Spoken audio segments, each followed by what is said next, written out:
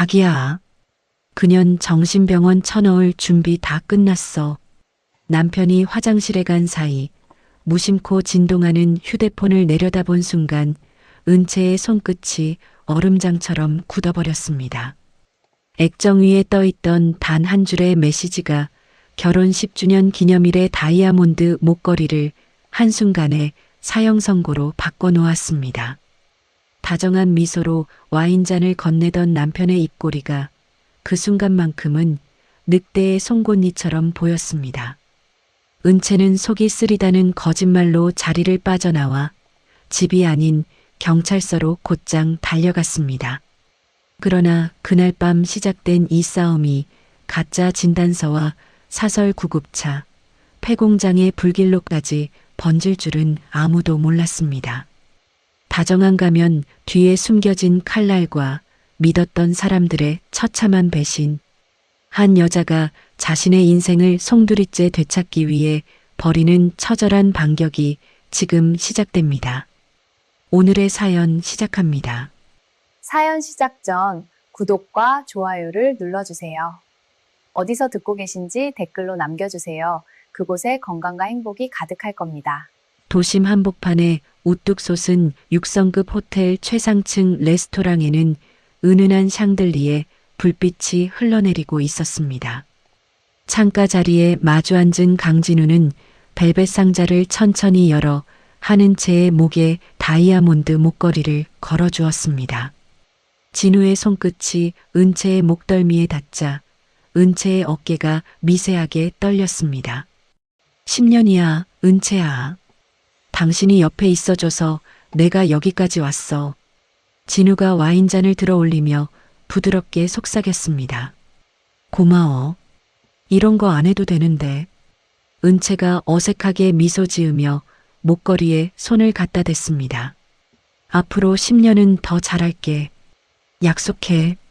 진우가 은채의 손등에 입을 맞추는 그 순간 테이블 위에 놓인 진우의 휴대폰이 짧게 진동했습니다. 진우는 액정을 슬쩍 가리며 자리에서 일어났습니다. 잠깐 화장실 좀 다녀올게. 와인 식기 전에 한 모금 마시고 있어. 진우가 냅킨을 내려놓고 등을 돌리는 사이 휴대폰 액정에 떠오른 문장이 은채의 눈에 그대로 들어왔습니다. 자기야, 그년 정신병원 쳐넣을 준비 다 끝났어. 은채는 손에 들고 있던 와인잔을 식탁보 위에 천천히 내려놓았습니다.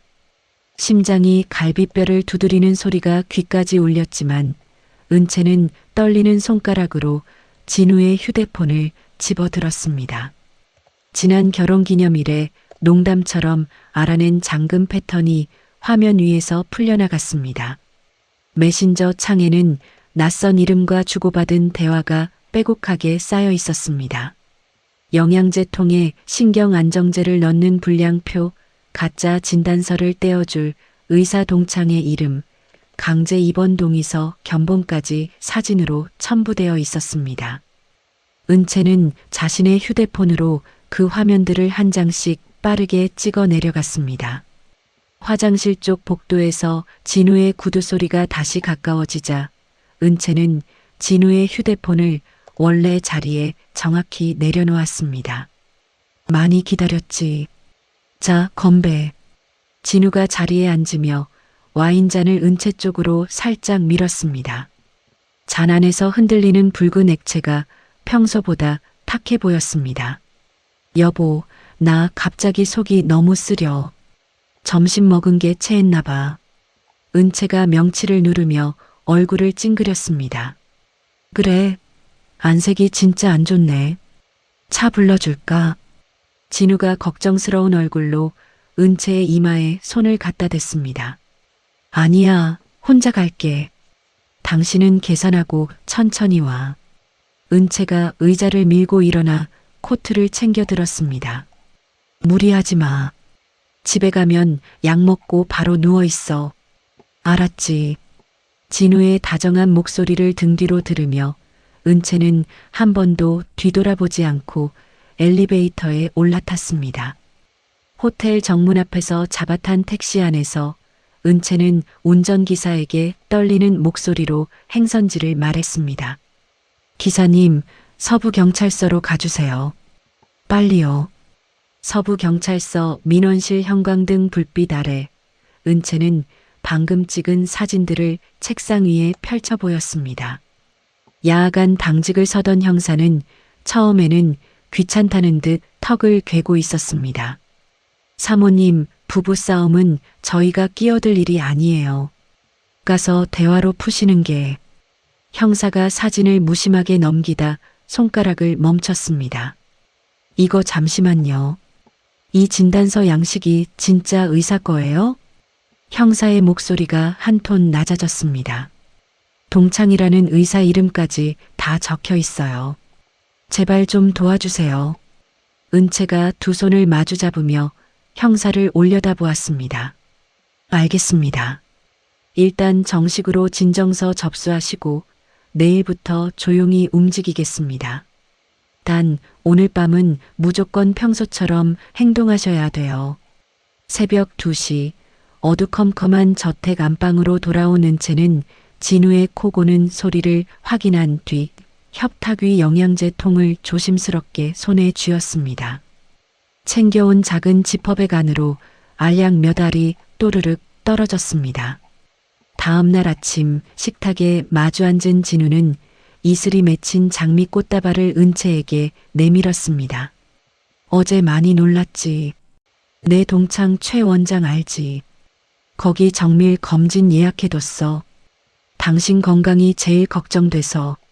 진우가 예약 카드를 식탁 위에 살며시 올려놓았습니다.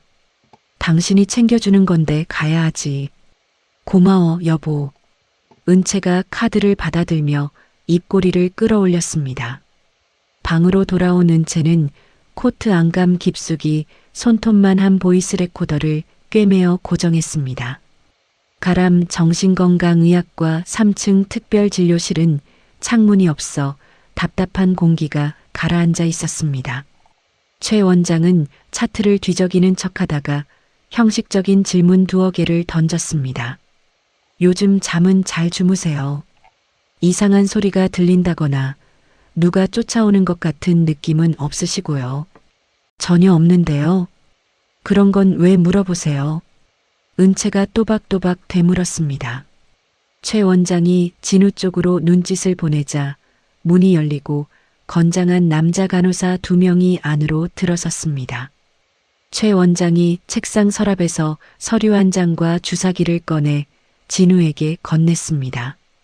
보호자 동의서 여기 서명하시고 환자분 잠깐 따끔할 거예요. 진우의 손이 은채의 어깨를 단단하게 짓눌렀습니다. 여보, 미안해. 다 당신 좋아지라고 하는 거야. 진우가 은채의 귓가에 속삭이는 그 순간 은채는 주머니 속 휴대폰의 단축키를 눌렀습니다. 복도 끝에서 묵직한 구두 소리가 동시에 쏟아져 들어왔습니다. 형사 서너 명이 진료실 문을 거칠게 밀어젖히며 외쳤습니다. 움직이지 마. 둘 다 현행범으로 체포한다. 주사기를 든 최 원장의 팔이 단숨에 꺾이고 진우의 손목에도 차가운 수갑이 채워졌습니다. 저항하던 진우의 양복 안주머니에서 검은색 휴대폰 한 대가 바닥으로 미끄러져 떨어졌습니다. 은채는 허리를 굽혀 그 휴대폰을 집어든 뒤 곧장 팀장 쪽으로 두 손으로 내밀었습니다. 이거 남편이 다른 사람들이랑 연락할 때 쓰던 폰이에요. 정식으로 받아주세요. 팀장이 비닐 증거 봉투를 펼쳐 휴대폰을 받아 담았습니다. 바닥에 흩어진 진우의 가죽 지갑 사이로 낯선 여자 이름이 적힌 출입 카드 한 장이 빠져나와 있었습니다. 은채는 그 카드를 조용히 집어 외투 안주머니 깊숙이 밀어 넣었습니다. 진우가 끌려나가며 은채를 향해 고개를 획 돌렸습니다. 하는 채, 너 이거 후회하게 만들어줄게. 두고 봐. 은채는 진우의 눈을 정면으로 마주 본 채 입을 다물고 있었습니다. 새벽녘이 되어서야 텅 빈 저택 거실로 돌아온 은채는 신발도 벗지 않은 채 소파에 걸터 앉았습니다. 손끝으로 외투 주머니 속 출입카드의 모서리를 천천히 매만지던 은채가 거실 스위치를 내렸습니다. 체포된 지 반나절도 지나지 않은 다음 날 오후 진우는 검은색 양복을 빼입은 변호사를 앞세우고 경찰서 정문을 걸어 나왔습니다. 카메라 플래시 앞에서 진우는 침통한 표정으로 고개를 숙였습니다. 저도 속았습니다. 최 원장이 제 아내 상태를 그렇게까지 심각하게 진단할 줄은 정말 몰랐어요. 진우 옆에 선 변호사가 마이크 앞으로 한 발 다가섰습니다.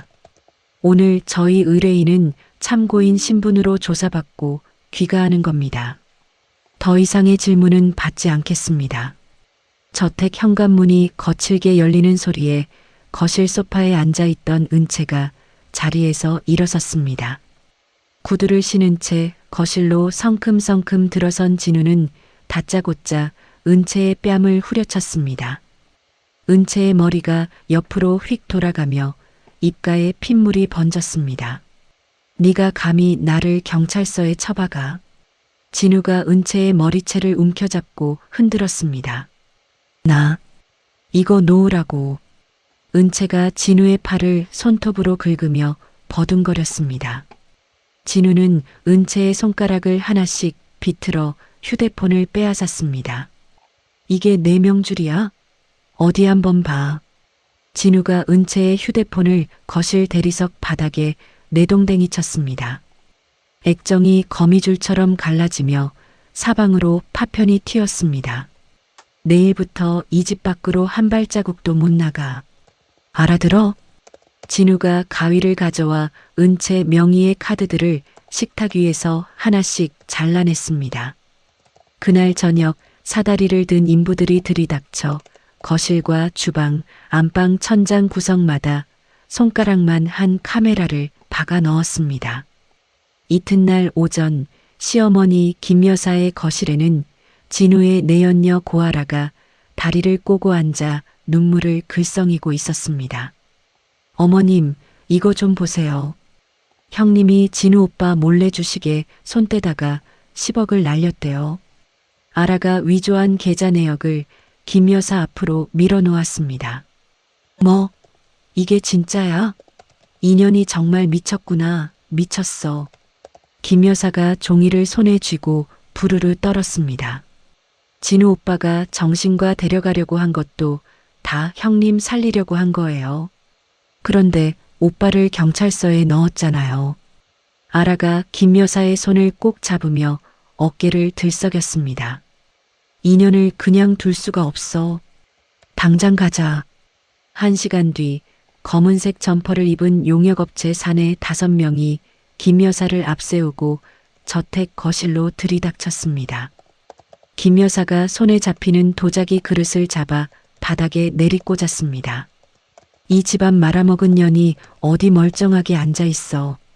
김 여사가 거실 장식장을 발로 차 넘어뜨렸습니다.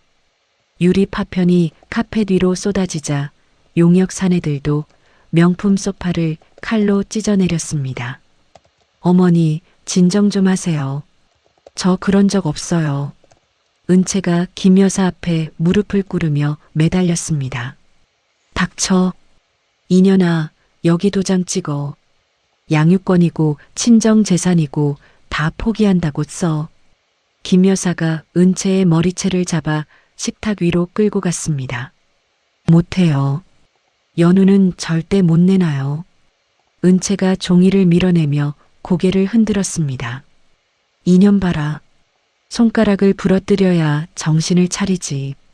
김 여사가 은채의 손목을 비틀어 인주의 손가락을 짓눌렀습니다. 밤이 깊어 진우가 코를 골며 잠든 사이 은채는 손톱깎이에 달린 작은 칼날을 거실 천장 카메라 전선 쪽으로 가져갔습니다. 까치발을 들고 의자 위에 올라선 은채는 전선 피복을 조금씩 긁어냈습니다. 사흘째 되는 새벽 카메라 한 대가 지직거리는 소리와 함께 화면이 꺼졌습니다.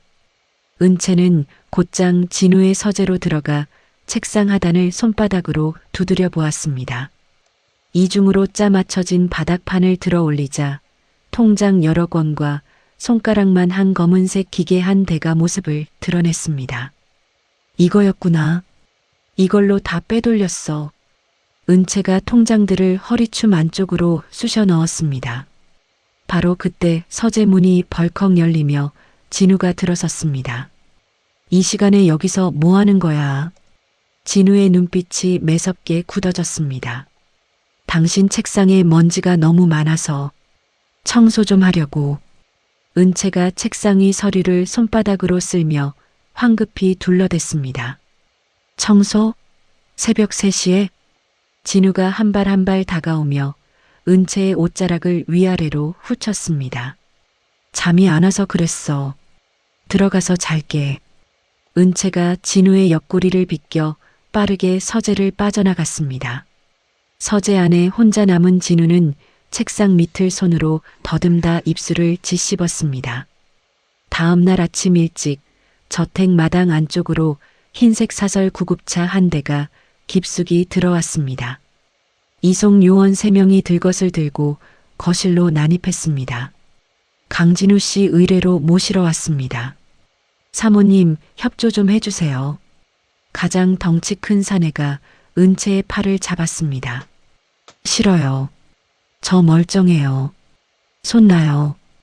은채가 사내의 손을 뿌리치며 주방 쪽으로 뛰었습니다. 은채는 식탁 위에 놓인 커다란 도자기 화병을 두 손으로 들어 올렸습니다. 가까이 오지 마. 진짜 던질 거야. 사내들이 주춤하는 사이 은채가 화병을 거실 바닥 한가운데로 내던졌습니다. 도자기가 박살나는 소리가 담장을 넘어 옆집까지 울려 퍼졌습니다. 잠시 후 저택 정문 앞에 순찰차 한 대가 경광등을 켠 채 멈춰 섰습니다. 진우가 문틈으로 빠끔히 얼굴을 내밀며 위조해 둔 사진 몇 장을 경찰관에게 보여주었습니다. 제 아내가 또 자해를 했어요. 평소에도 이래서 사설 구급차 부른 거예요. 죄송합니다. 진우가 머리를 긁으며 멋쩍게 웃었습니다. 아, 그런 사정이 있으셨군요. 그럼 잘 좀 다독여 주십시오. 경찰관이 사진을 훑어보고는 다시 순찰차 쪽으로 돌아섰습니다. 2층 안방 창가에서 그 광경을 내려다보던 은채가 입술을 깨물었습니다. 은채는 침대 옆에 놓여있던 묵직한 청동 스탠드를 두 손으로 움켜쥐었습니다. 안 돼. 이대로 잡혀가면 끝이야. 은채가 스탠드를 머리 위로 들어 올렸다가 창문 한가운데로 힘껏 내리쳤습니다. 유리창이 쩌렁쩌렁한 소리를 내며 산산조각 나 마당 위로 쏟아졌습니다. 은채가 깨진 유리 사이로 손을 내밀며 목청껏 외쳤습니다. 여기요. 저 좀 살려주세요. 안에 갇혀 있어요. 순찰차로 돌아가던 경찰관 2명이 동시에 고개를 들었습니다. 은채의 손등에서 흘러내린 핏방울이 깨진 유리 조각 위로 똑똑 떨어졌습니다. 경찰관들이 즉시 정문을 박차고 마당 안으로 뛰어들어왔습니다. 안에 계신 분, 문 여세요. 당장 여세요. 경찰관의 고함에 진우가 마지못해 현관문을 열었습니다. 거실로 들이닥친 경찰관들은 은채의 부어오른 손가락과 2층에 깨진 창문을 번갈아 살폈습니다. 남편분, 일단 사모님한테서 떨어지세요. 한 발자국도 다가가지 마시고. 경찰관이 진우의 가슴팍을 손바닥으로 막아섰습니다. 이송 요원들이 슬그머니 들것을 챙겨 뒷걸음질로 마당을 빠져나갔습니다. 진우는 잠시 천장을 노려보다가 양복 재킷을 어깨에 걸쳤습니다. 오늘은 내가 자리 피해줄게. 머리 좀 식혀. 진우가 차키를 챙겨 들고 청담동 방향으로 차를 몰고 사라졌습니다. 홀로 남은 거실에는 깨진 화병 조각과 찢어진 소파 천이 어지럽게 흩어져 있었습니다. 은채는 맨발로 유리 조각 사이를 천천히 걸어 침실 옷장 앞으로 향했습니다. 허리춤에 숨겨둔 통장들을 한 권씩 꺼낸 은채는 옷장 안쪽 안감을 손톱으로 뜯어 그 사이에 차곡차곡 밀어 넣었습니다. 바느질 자국이 다시 가지런히 봉해지자 은채는 옷장 문을 조용히 닫았습니다. 아침 8시 진우가 청담동에서 돌아오지 않은 틈을 타 은채는 담벼락 위로 몸을 끌어올렸습니다. 담장 너머 골목으로 뛰어내린 은채는 손등의 핏자국을 소매뿌리로 가리며 큰 길까지 단숨에 달렸습니다. 택시 한 대를 잡아 세운 은채가 떨리는 목소리로 행선지를 말했습니다. 기사님, 성북동요. 빨리 가주세요. 성북동 단독주택 대문 앞에 도착한 은채가 초인종을 길게 눌렀습니다. 잠시 후 잠옷바람에 한민석이 슬리퍼를 끌고 나와 대문을 열었습니다. 은채야, 너 이 꼴이 뭐야? 어서 들어와. 민석이 은채의 어깨를 감싸 안고 거실로 데리고 들어갔습니다. 오빠 나 진짜 죽을 뻔했어. 은채가 식탁에 앉아 두 손으로 얼굴을 가리며 울먹였습니다. 걱정 마. 오빠가 따뜻한 거 한 그릇 끓여줄게. 일단 좀 먹고 정신 차리자. 민석이 가스레인지에 냄비를 올리며 등을 돌렸습니다. 김이 모락모락 오르는 수프 한 그릇이 은채 앞에 놓였습니다. 진우 그놈, 오빠가 가만 안 둬. 변호사도 새로 붙여줄게. 아버지가 남기신 재산도 한 푼 안 뺏기게 해줄 거야. 민석이 은채의 어깨를 토닥였습니다. 고마워, 오빠. 오빠밖에 없어. 은채가 숟가락을 들며 처음으로 옅게 웃었습니다. 자정이 가까운 시각, 목이 말라 잠에서 깬 은채가 2층 손님방 문을 살그머니 열었습니다. 복도 끝 서재에서 새어나오는 불빛 사이로 민석의 낮은 목소리가 흘러나왔습니다. 은채는 발소리를 죽이며 서재 문 앞으로 다가갔습니다. 진우야, 내가 다 정리한다니까. 통장은 내가 받아서 너한테 넘길 테니까 걱정 마. 민석의 목소리가 수화기 너머로 작게 울렸습니다. 지분은 약속한 대로 30%다. 우리 사이에 말 바꾸기 없다. 진우야. 은채의 손끝이 문고리 위에서 굳어버렸습니다. 은채가 손가락에 힘을 주어 문을 한 뼘만 밀어 열었습니다. 책상 위에는 자신의 이름이 찍힌 인감도장과 친정유산 전부를 진우 앞으로 넘긴다는 계약서 두 부가 나란히 놓여 있었습니다. 오빠, 진짜였구나. 은채의 입에서 새어나온 신음이 너무 작아서 본인 외에는 듣지 못했습니다. 은채는 입을 틀어막은 채 뒷걸음질로 손님방으로 돌아왔습니다. 외투도 챙기지 못한 은채는 발코니 난간을 넘어 배수관을 두 손으로 움켜쥐었습니다. 손바닥 살같이 벗겨지는 아픔을 참으며 은채는 1층 화단으로 미끄러져 내렸습니다. 자정의 도로 위로 굵은 빗줄기가 쏟아져 내리고 있었습니다. 은채는 우산도 없이 큰 길까지 뛰어가 공중전화 부스 안으로 몸을 던졌습니다. 연우가 머무는 사립초등학교 기숙사 번호를 떨리는 손으로 눌렀습니다. 여보세요. 사감 선생님이세요? 저 강연우 엄마 하는 채예요. 우리 연우 좀 바꿔주세요. 은채의 목소리가 빗소리에 묻혀 갈라졌습니다. 어머님, 연우는 오늘 저녁에 아버님이 데리고 가셨어요. 친권자 변경 서류 가지고 오셔서요. 수화기 너머 사감의 목소리에 은채의 무릎이 꺾였습니다. 무슨 소리예요? 그런 적 없어요. 우리 연우 어디로 갔어요? 교문 앞에서 차에 태우셨다고만 들었어요. 어머님, 일단 진정하시고. 은채는 수화기를 떨어뜨린 채 부스 유리에 이마를 기댔습니다. 빗물에 번진 가로등 불빛 너머로 헤드라이트를 끈 검은색 승합차 한 대가 천천히 다가오고 있었습니다. 은채는 부스 문을 박차고 반대쪽 골목으로 달리기 시작했습니다. 저기 있다, 잡아. 승합차 안에서 사내들이 우산도 쓰지 않은 채 쏟아져 내렸습니다. 은채는 재개발 구역의 좁은 골목 안쪽으로 무작정 뛰어들었습니다. 젖은 운동화가 미끄러져 무릎이 콘크리트 바닥에 부딪혔습니다. 은채는 일어서서 또다시 미로 같은 골목 안쪽으로 뛰었습니다. 모퉁이를 돌자 막다른 벽이 은채의 앞을 가로막았습니다. 뒤쫓아온 사내 두 명이 은채의 머리채를 한꺼번에 잡아챘습니다. 조용히 따라와. 사모님 다치고 싶지 않으면. 덩치 큰 사내가 은채의 입을 손바닥으로 틀어막았습니다. 은채는 바닥에 떨어진 깨진 벽돌 한 조각을 더듬어 움켜쥐었습니다. 은채가 팔을 휘둘러 벽돌로 사내의 이마를 내리쳤습니다. 아, 이년 봐라. 이마가 찢어진 사내가 비틀거리며 욕설을 내뱉었습니다. 나머지 한 명이 은채의 허리를 끌어안아 승합차 쪽으로 끌고 갔습니다.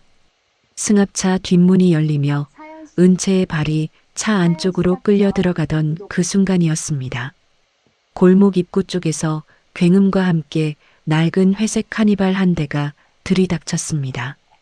상향등이 사내들의 얼굴을 한꺼번에 비추자 모두 손으로 눈을 가렸습니다. 운전석 문을 박차고 내린 가죽 재킷 차림의 사내가 작은 분무기를 들어 올렸습니다. 눈 감지 말고 똑바로 떠봐. 사내가 분무기를 사내들의 얼굴 한가운데로 짧게 분사했습니다. 최루액을 맞은 두 사내가 동시에 비명을 지르며 얼굴을 감쌌습니다. 가죽 재킷의 사내가 한 발 도약해 옆차기로 첫 번째 사내를 벽에 쳐박았습니다. 두 번째 사내의 무릎 뒤를 발 뒤꿈치로 후려치자 사내가 그대로 진흙탕에 무릎을 꿇었습니다. 사내가 두 사내의 손목을 등 뒤로 꺾어 노끈으로 묶어버렸습니다. 한은채 씨, 일어설 수 있어요? 사내가 빗속에 주저앉아 있는 은채 앞으로 손을 내밀었습니다. 누구세요? 어떻게 제 이름을? 은채가 흙탕물에 젖은 얼굴을 들어 사내를 올려다보았습니다. 설명은 차에서. 일단 여기부터 뜹시다. 추격조 더 붙기 전에. 사내가 은채의 팔을 부축해 카니발 조수석에 태웠습니다. 운전석에 올라탄 사내가 가속 페달을 깊게 밟자 카니발이 진흙을 튀기며 골목을 빠져나갔습니다.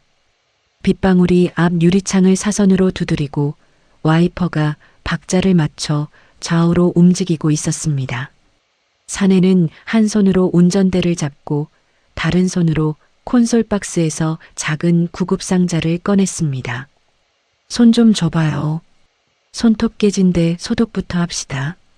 사내가 은채의 손등에 소독약을 묻힌 솜을 천천히 갖다 댔습니다. 은채가 통증에 어깨를 움찔하면서도 손을 빼지 않았습니다. 우리 연우, 우리 딸이 지금 어디 있는지도 모르겠어요. 남편이 데려갔대요. 은채의 눈에서 빗물인지 눈물인지 모를 물기가 흘러내렸습니다. 애 위치는 내가 잡을 수 있어요. 지금은 한은채 씨 몸부터 살리는 게 먼저고. 사내가 붕대를 꺼내 은채의 손가락을 한 바퀴 두 바퀴 꼼꼼하게 감았습니다. 왜 저를 도와주시는 거예요? 저는 아저씨 얼굴도 처음 보는데. 은채가 갈라진 목소리로 물었습니다. 한경수 회장님, 한은채 시아버님이요. 옛날에 저한테 큰 빚 갚으신 분이에요. 사내의 옆 얼굴이 가로등 불빛에 잠깐 환해졌다가 다시 어둠에 묻혔습니다. 아버지를요? 그 얘긴 도착해서 천천히 합시다. 일단 눈 좀 붙여요. 1시간은 더 가야 하니까. 사내가 라디오 볼륨을 작게 줄였습니다. 은채는 조수석 시트에 머리를 기댄 채 어둠 속에 잠긴 사내의 옆 얼굴을 가만히 바라보았습니다. 빗방울이 차창을 타고 줄줄 흘러내리는 동안 카니발의 빨간 후미등이 텅 빈 도로 위에 길게 번져갔습니다. 빗줄기가 잦아들 무렵 카니발이 멈춰 선 곳은 인천 연안부두 끝자락의 낡은 컨테이너 사무실 앞이었습니다. 사내가 차에서 내려 컨테이너 문을 밀어 열고 안쪽 전기 스토브에 불을 붙였습니다. 은채는 사내가 건넨 마른 수건으로 머리카락의 물기를 닦으며 좁은 책상 앞에 앉았습니다. 사내가 캔커피 한 통의 뚜껑을 따서 은채 앞에 내려놓았습니다. 민지훈입니다. 지금은 사설로 정보 일을 하고 있고 10년 전까지는 서울청 강력계에 있었어요. 지훈이 맞은편 의자에 걸터 앉으며 말했습니다. 아버지랑은 어떻게 아세요? 은채가 캔커피를 두 손으로 감싸주며 물었습니다. 내가 모함당해서 옷 벗을 뻔했을 때 아버님이 직접 청장실 문을 두드려 주셨어요. 그 빚이 아직 안 갚아져서요. 지훈이 벽면을 가린 흰 천을 한쪽으로 끌어내렸습니다. 천 뒤에는 사진과 화살표로 빼곡하게 채워진 커다란 화이트보드가 모습을 드러냈습니다. 보드 한가운데에는 강진우의 얼굴 사진이 붙어 있고 그 옆으로 고아라, 한민석, 그리고 처음 보는 회사 이름들이 가지를 뻗고 있었습니다. 이거 다 뭐예요? 언제부터 알고 계셨어요?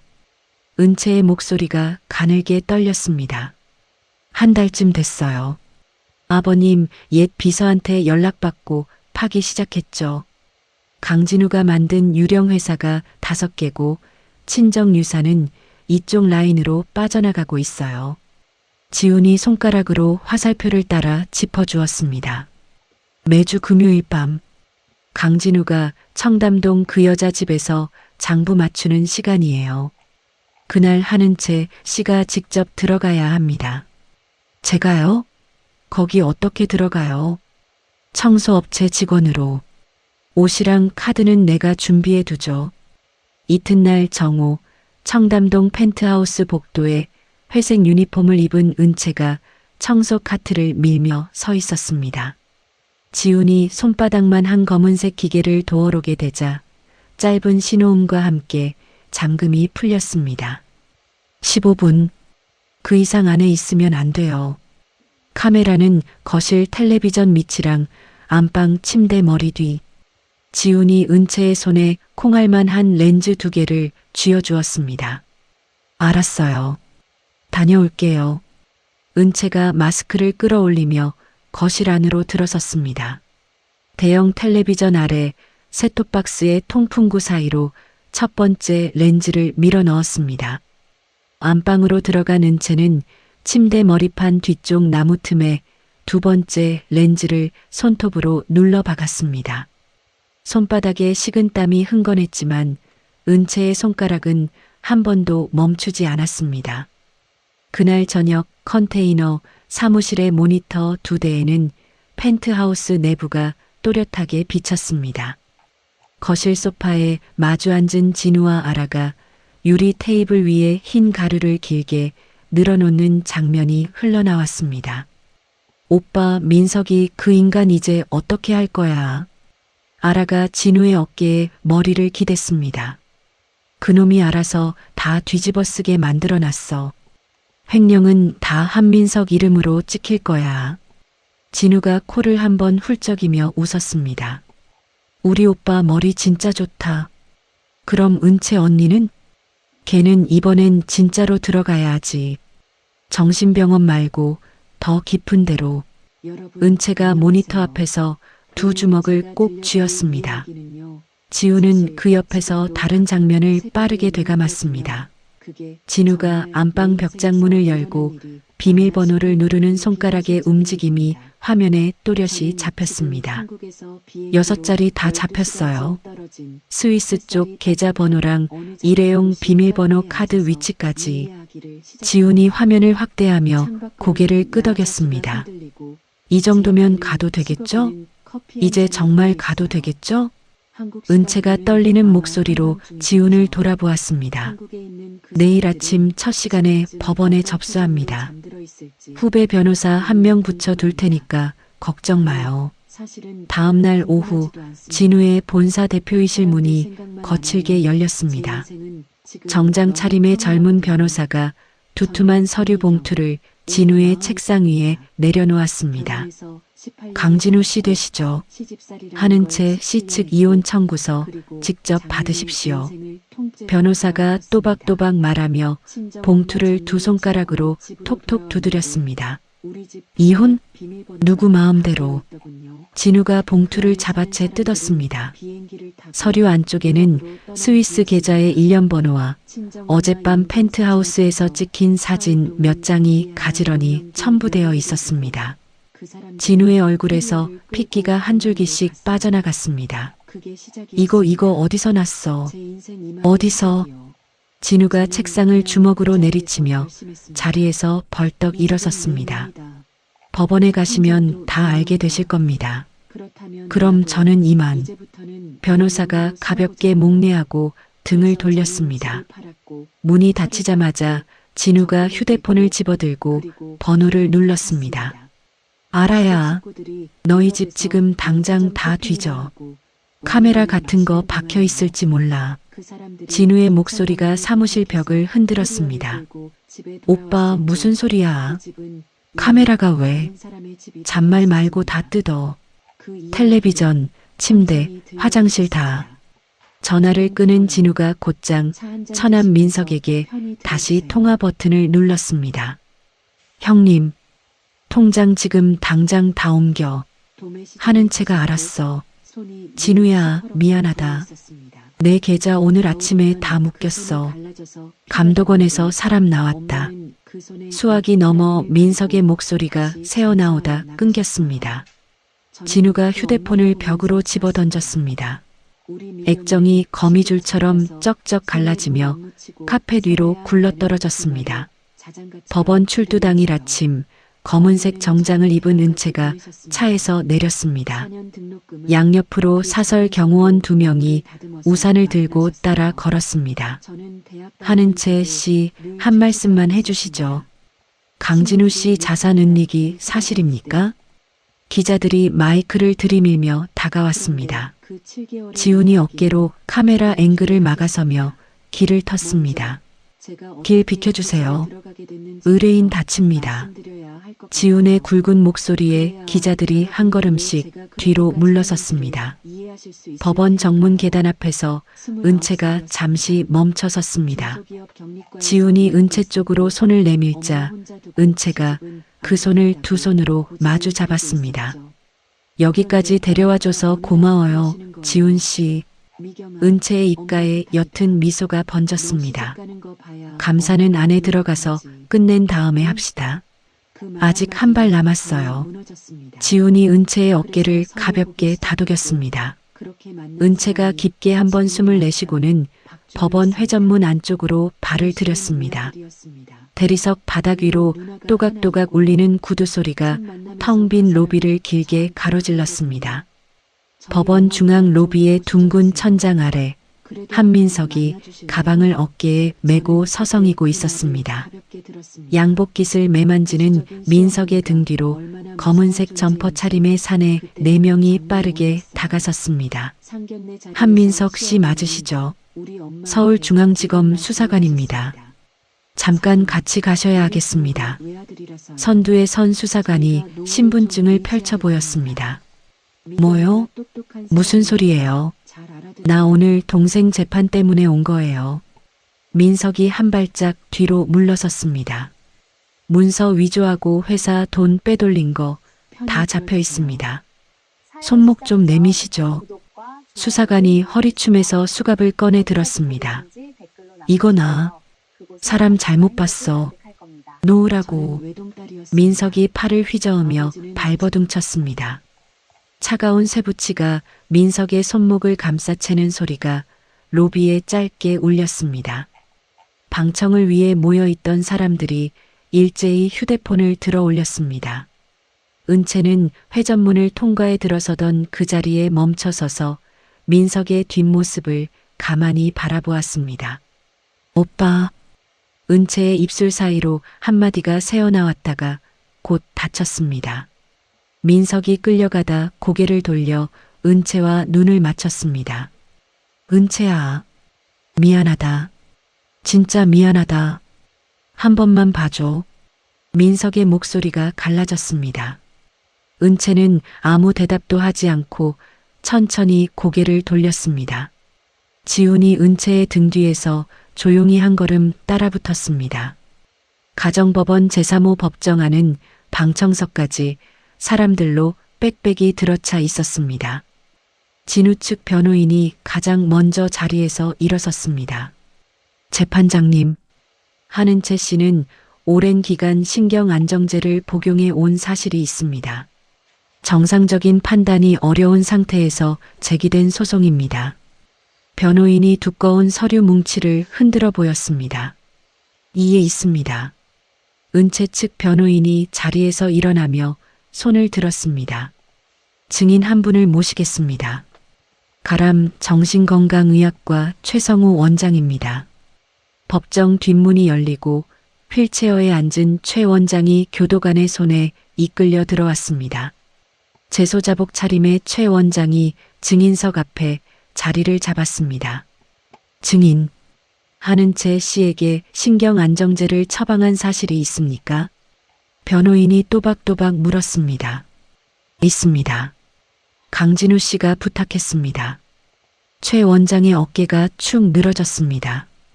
진단서도 강진우 씨 요청으로 작성된 것입니까? 네. 환자분은 한 번도 진료받으신 적 없습니다. 다 제가 꾸며낸 겁니다. 방청석 한쪽에서 짧은 탄식이 새어나왔습니다. 진우의 얼굴이 점점 굳어갔습니다. 이어 은채 측 변호인이 법정 정면 대형 스크린의 전원을 켰습니다. 펜트하우스 거실 장면이 화면 가득 펼쳐졌습니다. 유리 테이블 위 흰 가루를 손가락으로 정리하는 진우와 그 옆에 기대 앉은 아라의 모습이 그대로 흘러나왔습니다. 우리 오빠 머리 진짜 좋다. 화면 속 아라의 목소리가 스피커를 통해 또렷이 울렸습니다. 방청석 곳곳에서 비명에 가까운 웅성거림이 터져나왔습니다. 이에 있습니다. 저건 불법으로 촬영된 영상입니다. 진우 측 변호인이 자리에서 벌떡 일어났습니다. 위급 상황에서 본인 방어를 위해 확보된 자료입니다. 재판장님 판단에 맡기겠습니다. 은채 측 변호인이 차분하게 받아쳤습니다. 재판장이 잠시 안경을 고쳤으며 화면을 응시했습니다. 영상은 채택하겠습니다. 다음 증거 제시하시죠. 이어 국립과학수사연구원의 필적 감정서가 재판장의 책상 위로 올라갔습니다. 은채 명의로 작성된 모든 양도 계약서의 글씨가 진우의 필체와 일치한다는 결과였습니다. 강진우 씨, 일어나 주시기 바랍니다. 재판장이 진우 쪽을 응시했습니다. 진우가 마지못해 자리에서 일어섰습니다. 본 법정은 강진우에게 한은채에 대한 100m 이내 접근 금지를 명합니다. 또한 한은채 명의의 재산 150억 원 전액 반환과 위자료 5억 원 지급을 판결합니다. 진우의 무릎이 살짝 꺾였습니다. 은채의 두 손이 무릎 위에서 천천히 풀리며 손가락 끝이 부르르 떨렸습니다. 법원 정문 앞 계단을 내려오는 은채의 머리 위로 두꺼웠던 먹구름이 한 자락씩 갈라지고 있었습니다. 지훈이 은채의 옆에 나란히 서서 우산을 접었습니다. 이제 진짜 끝났어요? 은채가 지훈을 올려다보며 물었습니다. 법으로는 끝났죠. 마음 정리하는 거야 시간이 걸리겠지만요. 지훈이 짧게 답하며 차 문을 열어주었습니다. 한 달 뒤 경기도 양평의 한적한 산자락에 자리 잡은 2층 단독주택 마당으로 작은 트럭 한 대가 들어왔습니다. 이삿짐을 옮기는 인부들 사이로 분홍색 가방을 맨 연우가 은채의 손을 꼭 잡고 서 있었습니다. 엄마, 우리 진짜 여기서 사는 거야? 연우가 마당의 잔디를 발끝으로 톡톡 두드렸습니다. 응, 이제 우리 둘이 여기서 살 거야. 은채가 연우의 머리를 부드럽게 쓸어 넘겼습니다. 할머니는 안 와? 연우가 조심스럽게 올려다보았습니다. 안 와. 우리 연우한테는 이제 엄마만 있으면 돼. 알았지? 은채가 연우를 두 팔로 꼭 끌어안았습니다. 연우가 엄마의 어깨에 얼굴을 묻은 채 작게 고개를 끄덕였습니다. 2층 테라스에는 갓 구운 식빵 2조각이 접시에 올라가 있었습니다. 연우가 식빵에 딸기잼을 듬뿍 발라 입에 베어 물었습니다. 엄마, 이 집 마당에 그네 만들어줄 수 있어? 그네? 우리 연우가 만들어 달라면 만들어야 하지. 은채가 웃으며 연우의 잼 묻은 입가를 닦아주었습니다. 마침 마당 한쪽에서 망치 소리가 들려왔습니다. 지훈이 헐거워진 울타리 기둥에 못을 박고 있었습니다. 지훈 삼촌, 나 그네 만들어줘. 연우가 테라스 난간으로 달려가 손을 흔들었습니다. 그네, 알았다. 다음 주에 자재 사올 테니까 기다려라. 지훈이 망치를 든 채로 손을 흔들어 보였습니다. 진짜지, 약속한 거다. 연우가 양손으로 손가락 도장을 찍는 신용을 했습니다. 테라스에 다시 마주 앉은 은채가 지훈을 향해 따뜻한 커피잔을 들어 보였습니다. 지훈 씨, 매주 이렇게 와도 안 피곤해요? 피곤은요. 연우가 저보다 더 잘 챙겨줘서요. 지훈이 멋쩍게 웃었습니다. 며칠 뒤 거실 텔레비전 화면에 짧은 뉴스가 흘러나왔습니다. 사채업자들에게 쫓기던 진우와 아라가 전국에 지명수배되었다는 자막이었습니다. 은채는 리모컨을 들어 채널을 천천히 돌려버렸습니다. 거실 책장 한쪽에는 아버지가 남겨준 낡은 가죽 다이어리가 놓여 있었습니다. 은채는 다이어리를 무릎 위에 올려놓고 첫 장을 천천히 넘겼습니다. 빛바랜 종이 위에는 아버지의 단정한 글씨가 줄지어 쓰여 있었습니다. 우리 은채, 어디서든 무너지지 마라. 은채의 손끝이 그 글자 위에서 가만히 멈췄습니다. 거실 창 너머로 양평의 햇살이 길게 들어와 다이어리 위에 따뜻하게 내려앉았습니다. 연우의 웃음소리가 마당 쪽에서 맑게 울려 퍼졌습니다. 목요일 오후 4시 양평 주택 거실 벽시계의 분침이 똑딱똑딱 움직이고 있었습니다. 은채는 식탁 위에 연우가 좋아하는 카레를 한 그릇 떠놓고 현관 쪽을 흘끔거렸습니다. 평소라면 3시 반에는 대문을 열고 들어와야 할 연우의 발소리가 들리지 않았습니다. 왜 이렇게 늦지? 은채가 앞치마에 손을 닦으며 휴대폰을 집어들었습니다. 대안학교 행정실로 통화 버튼을 눌렀습니다. 여보세요. 강연우 어머니예요. 우리 연우 오늘 몇 시에 하교했어요? 어머님 잠시만요. 1시 반에 정상 하교했는데요. 행정실 직원의 목소리가 잠시 멈췄다 이어졌습니다. 1시 반이요? 그럼 2시간도 더 지났는데 아직 안 왔어요. 은채의 목소리가 한 톤 높아졌습니다. 어머님 진정하시고요. CCTV 한번 확인해 볼게요. 잠시만 끊지 말고 계세요. 수화기 너머로 키보드 두드리는 소리가 빠르게 이어졌습니다. 은채의 손바닥에 식은땀이 흥건하게 배어 나왔습니다. 어머님, 교문 앞 가로등 화면에 어떤 여자분이 연우 손을 잡고 골목 쪽으로 가는 게 찍혔어요. 행정실 직원의 목소리가 가늘게 떨렸습니다. 여자요? 얼굴 보여요? 어떻게 생긴 사람이에요? 긴 머리에 선글라스를 끼고 있는데 어머님이 아시는 분일까요? 은채가 휴대폰을 쥔 손이 부르르 떨렸습니다. 직감적으로 고아라의 얼굴이 머릿속에 스쳐 지나갔습니다. 바로 그 순간 식탁 위에 놓인 은채의 휴대폰이 다시 진동했습니다. 화면에는 발신번호 제한 표시가 떠 있었습니다. 은채가 떨리는 손가락으로 통화 버튼을 눌렀습니다. 여보세요. 오랜만이네 하는 채 수화기 너머에서 진우의 거친 숨소리가 흘러나왔습니다. 연우 어디 있어? 우리 연우 너야. 너 데려갔지. 은채가 소리를 질렀습니다. 목소리 좀 낮춰. 애 옆에서 다 듣고 있어. 받고 우리 연우 목소리 듣게 해. 당장. 수화기 너머에서 잠시 부스럭거리는 소리가 들리더니 입이 막힌 듯한 연우의 신음이 새어나왔습니다. 어머마. 연우의 가녀린 울음이 은채의 귓속을 파고들었습니다. 은채의 무릎이 거실 바닥으로 푹 꺾였습니다. 연우야, 엄마야, 엄마가 갈게. 엄마가 금방 갈게. 은채가 휴대폰에 매달리듯 외쳤습니다. 잘 들어, 은채야. 오늘 밤 12시까지 양평진명의 서류랑 그 카드 가지고 와. 사람은 너 혼자. 진우의 목소리가 으르렁거리듯 낮아졌습니다. 어디로 가면 돼? 좀 이따 문자로 보낼게. 경찰 끼면 그 순간 애 못 봐. 그건 알지? 알았어. 알았으니까 우리 연우 손끝 하나 건드리지 마. 제발. 전화가 뚝 끊겼습니다. 은채는 거실 바닥에 주저앉아 두 손으로 얼굴을 감쌌습니다. 숨이 가빠와 어깨가 들썩였습니다.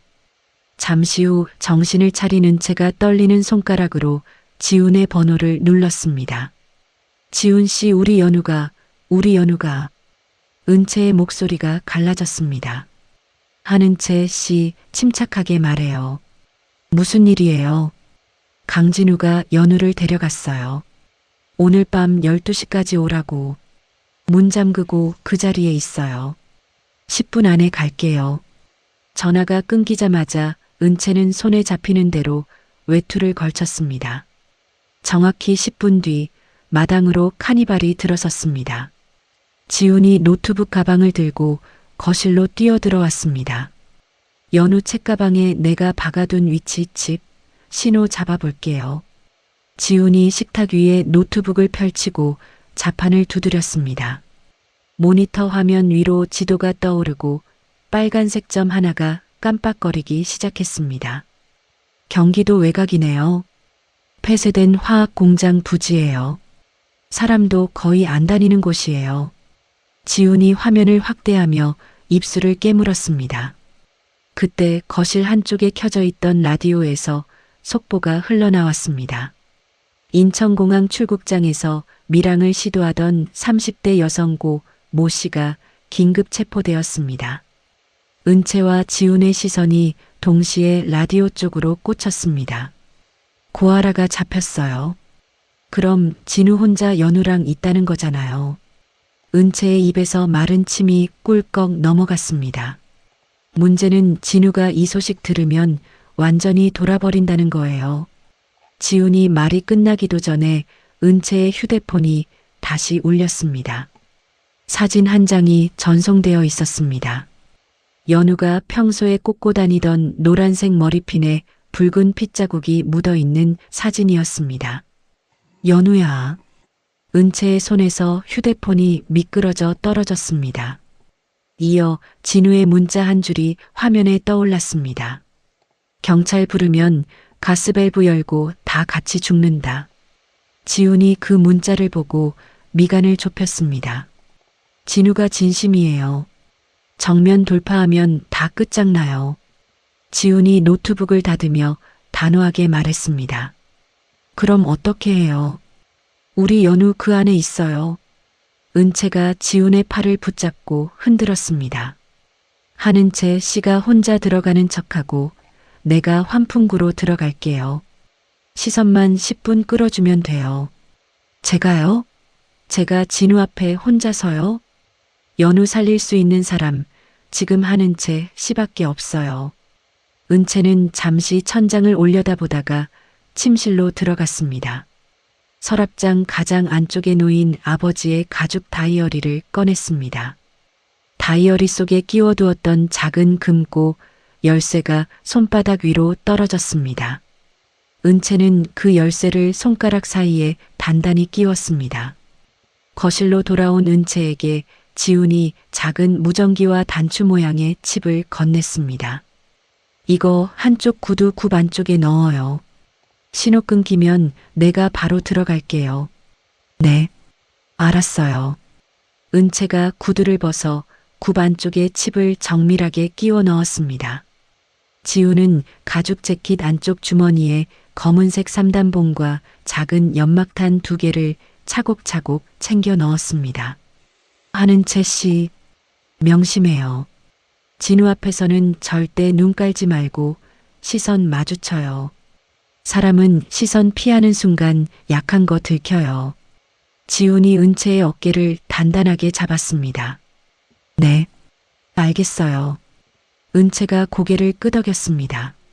거실 시계는 어느덧 밤 11시를 가리키고 있었습니다. 이제 출발합시다. 늦으면 안 돼요. 지훈이 노트북 가방을 챙겨 들고 현관문을 열었습니다. 은채는 마지막으로 거실을 한번 둘러보았습니다. 연우의 분홍색 슬리퍼가 신발장 옆에 가지런히 놓여 있었습니다. 은채는 슬리퍼를 손바닥으로 한번 쓸어본 뒤 마당으로 발을 내디뎠습니다. 카니발이 어두운 시골길을 따라 외곽으로 향했습니다. 가로등 하나 없는 도로 위로 헤드라이트 불빛만이 길게 뻗어나갔습니다. 조수석에 앉은 은채는 두 손을 무릎 위에 모은 채 정면을 응시했습니다. 멀리 어둠 속에서 붉은 경고등이 깜빡이는 폐공장 굴뚝이 모습을 드러내기 시작했습니다. 밤 11시 45분 폐화학 공장 앞 공터에 짙은 안개가 무릎 높이까지 깔려 있었습니다. 은채는 카니발에서 내려 녹슨 철문 안쪽으로 혼자 걸음을 옮겼습니다.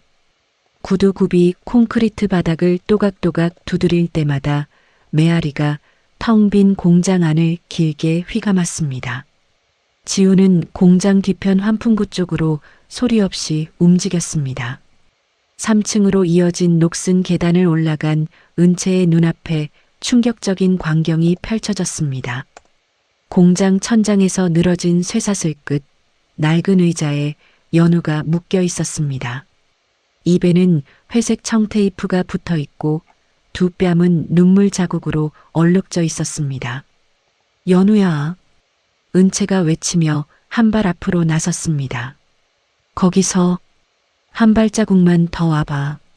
기둥 뒤에서 머리가 산발이 된 진우가 걸어 나왔습니다. 양손에는 신호통과 라이터가 들려 있었습니다. 여보, 나야. 나 혼자 왔어. 서류 다 가져왔어. 우리 연우 먼저 풀어줘. 은채가 서류 가방을 두 손으로 들어 올렸습니다. 여보, 어디서 그 입에 여보 소리가 나와. 진우가 가방을 발로 차서 멀리 날려보냈습니다. 진우야, 돈이 필요한 거잖아. 다 줄게. 통장도 카드도 다. 은채가 두 손을 가슴 앞에 모았습니다. 돈이 무슨 상관이야. 너 때문에 내 인생이 다 끝났어. 나 혼자 못 가. 너도 같이 가야 하지. 진우가 신호통을 기울여 바닥에 콸콸 쏟아부었습니다. 신호 냄새가 공장 안을 가득 채우며 매캐하게 코를 찔렀습니다. 진우야, 우리 처음 만났을 때 기억나? 도서관 앞 동아리방. 은채가 일부러 천천히 입을 열었습니다. 뭐? 진우의 손가락이 라이터 위에서 멈칫했습니다. 네가 비 맞고 우산 씌워줬잖아. 내 우산 펴줬잖아. 그때 너 진짜 다정했어. 은채의 목소리가 떨리면서도 차분했습니다. 닥쳐. 그딴 옛날 이야기 꺼내지 마. 진우의 눈동자가 잠시 흔들렸습니다. 라이터를 든 손이 허공에 멈춰 그대로 굳었습니다. 바로 그 짧은 순간이었습니다. 천장 환풍구 그릴 이 소리 없이 떨어지며 검은 그림자 하나가 진우의 등 뒤로 사뿐히 내려섰습니다. 지훈이 작은 통 두 개를 진우의 발치로 굴려보냈습니다. 펑, 펑 짧은 폭음과 함께 매캐한 연기가 사방으로 자욱하게 퍼졌습니다. 콜록, 콜록. 누구야? 진우가 기침을 하며 손에 든 라이터를 떨어뜨렸습니다. 바닥에 떨어진 라이터의 불꽃이 신호 위로 옮겨 붙으며 붉은 불길이 한 줄기 벽을 따라 솟구쳤습니다. 연우야, 엄마 여기 있어. 은채가 연기를 해치고 의자 쪽으로 달려갔습니다. 허리춤에서 작은 칼을 꺼내 연우의 손목과 발목을 묶은 밧줄을 단숨에 끊어냈습니다. 입에 붙은 테이프를 떼어내자 연우가 은채의 품에 와락 안겼습니다. 엄마, 엄마. 연우의 작은 어깨가 사정없이 들썩였습니다. 엄마 왔어. 이제 괜찮아. 엄마가 다 끝낼게. 은채가 연우를 가슴팍에 꼭 끌어안았습니다. 바로 그때 연기 속에서 쇠파이프를 움켜쥔 진우가 비명을 지르며 달려들었습니다. 아는 채 너같이 죽어. 진우가 쇠파이프를 머리 위로 치켜들었습니다. 바닥을 박찬 지훈이 한 걸음에 진우의 손목을 낚아챘습니다. 지훈이 진우의 옷깃을 잡고 한쪽 발을 걸어 그대로 바닥에 맺혀버렸습니다. 크! 진우가 철판 위에 등을 부딪히며 짧은 신음을 내뱉었습니다. 지훈이 허리춤에서 굵은 플라스틱 끈을 꺼냈습니다. 진우의 양손을 등 뒤로 모아 옆배관 파이프에 단단히 묶었습니다. 강진우, 이걸로 끝이다. 지훈이 진우의 어깨를 한번 툭 누르며 일어섰습니다. 이거 풀어달라고. 진우가 발버둥을 쳤지만 두꺼운 끈은 꿈쩍도 하지 않았습니다. 불길이 점점 천장 쪽으로 번지며 검은 연기가 빠르게 차오르고 있었습니다. 아는 채 씨, 연우 업어요. 비상계단으로 갑시다. 지훈이 은채의 어깨를 잡아당겼습니다. 네. 연우야, 엄마 등에 꽉 매달려. 은채가 연우를 등에 업고 두 손을 뒤로 돌려 단단히 받쳤습니다. 지훈이 앞장서서 연기 사이로 길을 텄습니다. 계단을 한 칸씩 내려갈 때마다 연우의 작은 손이 은채의 옷깃을 꼭 움켜쥐었습니다. 엄마, 무서워. 무서워하지 마. 엄마가 여기 있잖아. 엄마가 안 놓을게. 은채의 목소리가 갈라지면서도 단단했습니다. 1층 비상문을 박차고 나오자 차가운 새벽 공기가 얼굴을 때렸습니다. 공장 정문 앞에는 어느새 도착한 강력반 형사들과 소방차 2대가 경광등을 켜고 대기하고 있었습니다. 하는 채 씨, 이쪽으로 오세요. 형사 한 명이 손을 흔들며 달려왔습니다. 형사들이 곧장 공장 안쪽으로 진입했습니다. 잠시 후 결박당한 진우가 형사 2명의 부축을 받으며 끌려 나왔습니다. 소방관들이 절단기로 진우의 손목에 묶인 끈을 잘라낸 뒤 들것에 옮겨 실었습니다. 아는 채 두고 봐. 내가 가만 안 둬. 진우가 끌려가며 고개를 휙 돌려 외쳤습니다. 잘 가, 진우야. 은채가 짧게 답하고는 시선을 돌렸습니다. 구급차 안쪽 들것에 누운 연우의 작은 얼굴에 산소 마스크가 씌워졌습니다. 은채는 침대 옆에 무릎을 꿇고 연우의 손을 두 손으로 감싸쥐었습니다. 연우야, 우리 연우. 엄마가 미안해. 엄마가 진짜 미안해. 은채의 눈에서 굵은 눈물이 흘러내렸습니다. 엄마 안 미안해. 엄마가 와줬잖아. 연우가 마스크 너머로 작게 웅얼거렸습니다. 은채가 연우의 이마에 자신의 이마를 가만히 갖다 댔습니다. 구급대원이 들것을 차 안으로 밀어 넣었습니다. 보호자분, 같이 타시죠. 대원이 은채의 등을 살짝 받쳐주었습니다. 은채가 구급차에 올라타기 전 잠시 뒤를 돌아보았습니다. 지훈이 불타는 공장을 등진 채 양손을 주머니에 꽂고 서 있었습니다. 지훈 씨, 진짜 고마워요. 은채가 떨리는 목소리로 한마디를 건넸습니다. 고마운 거 알면 푹 자요. 며칠은 푹 자야 돼요. 지훈이 옅게 웃으며 구급차 문을 닫아주었습니다. 차 문이 닫히는 둔탁한 소리와 함께 사이렌이 새벽 어둠을 가르며 울려 퍼졌습니다. 공장 굴뚝 위로 붉은 불꽃이 별처럼 튀어 올랐다가 검은 하늘 속으로 사라졌습니다. 은채는 연우의 손을 끝까지 놓지 않은 채 구급차 창밖으로 멀어지는 폐공장 불빛을 가만히 바라보았습니다. 연우의 작은 손가락이 은채의 손바닥 안에서 천천히 따뜻해지고 있었습니다. 사건이 일어난 지 석 달이 지난 어느 오후 서울중앙지방법원 대법정에는 무거운 공기가 내려앉아 있었습니다. 검은색 법복을 입은 재판장이 천천히 입을 열었습니다. 피고인 강진우, 아동 유인 납치와 살인 미수, 그리고 특수방화 혐의를 모두 유죄로 인정합니다. 징역 15년을 선고합니다. 방청석 한 구석에 앉아있던 은채가 두 손을 무릎 위에서 가만히 모았습니다. 교도관들이 진우의 팔을 양쪽에서 붙잡고 법정 연문으로 이끌었습니다.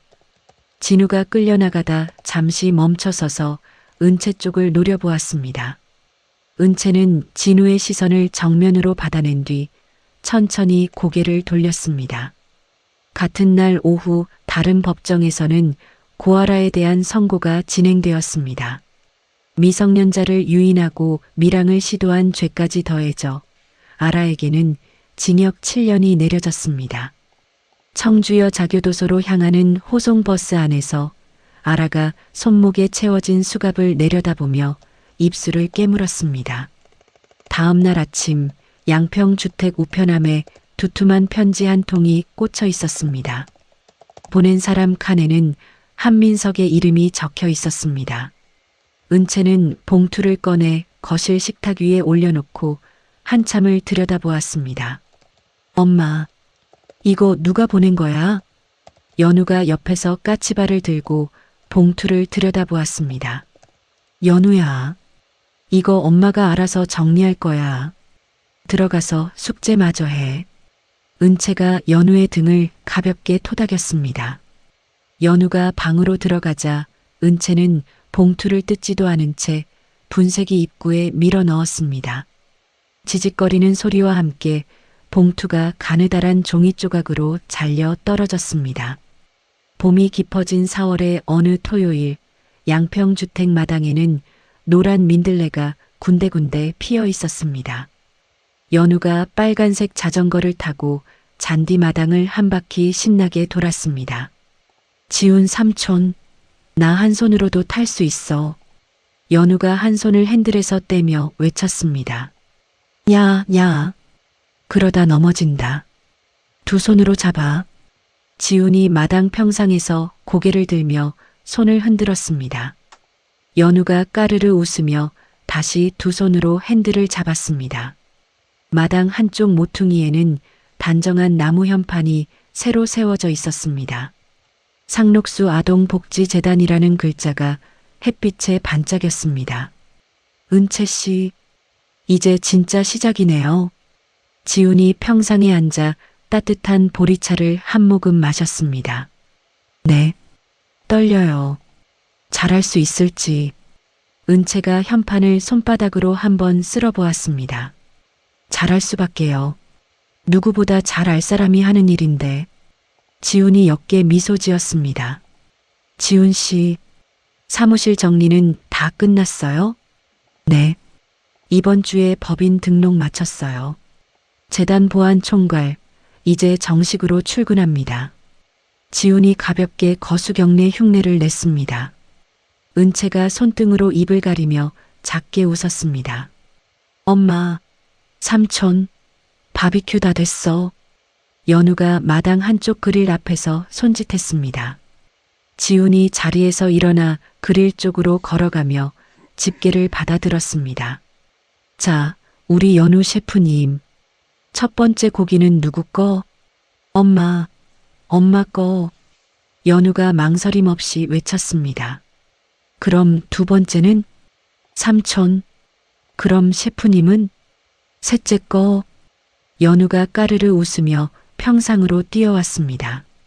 지훈이 잘 익은 고기 한 점을 접시에 담아 은채 앞에 내려놓았습니다. 드세요, 사장님. 사장님이라니. 닭살 돋게 왜 그래요? 은채가 어이없다는 듯 웃었습니다. 식사를 마친 연우가 무언가를 종이에 그리더니 지훈에게 내밀었습니다. 삼촌, 이거 선물이야. 이게 뭔데? 지훈이 종이를 받아 펼쳤습니다. 연우와 은채, 그리고 지운 세 사람이 손을 잡고 서 있는 캐리커처가 삐뚤빼뚤 그려져 있었습니다. 허허, 우리 연우 그림 실력이 보통이 아닌데. 지훈이 머리를 극적이며 그림을 조심스럽게 접어 안주머니에 넣었습니다. 은채가 그 모습을 가만히 바라보다가 옅게 미소 지었습니다. 월요일 아침 단정한 정장 차림의 은채가 현관 앞에서 구두끈을 묶었습니다. 연우는 분홍색 가방을 메고 옆에 나란히 섰습니다. 엄마, 오늘도 일찍 와? 연우가 은채의 손을 잡으며 물었습니다. 응, 5시까지는 꼭 올게. 오늘 학교 끝나면 누구한테 갈 거지? 옆집 할머니 댁. 잘하네, 우리 딸. 가방끈 잘 매고.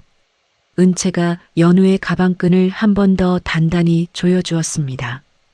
대문 앞에 멈춰선 스쿨버스에 연우가 폴짝 올라탔습니다. 은채가 손을 흔들자 연우도 창문 너머로 양손을 크게 흔들었습니다. 재단 사무실에 도착한 은채는 직원들과 짧게 회의를 마친 뒤 시 외곽의 아동 쉼터로 차를 몰았습니다.